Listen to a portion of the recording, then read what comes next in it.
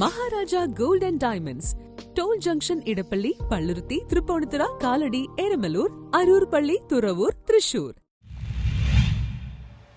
Bishop ഹൌസിന് മുന്നിൽ one church one കുർബാന വിശ്വാസികൾ വിമത പുരോഹിതരെ തടഞ്ഞു.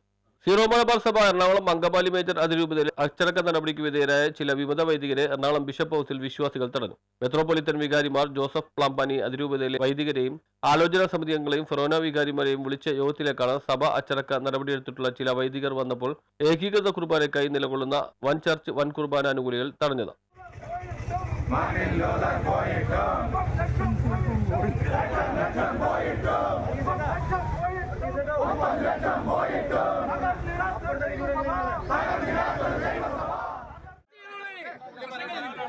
ഞങ്ങളെ അറസ്റ്റ് ചെയ്തോളാം.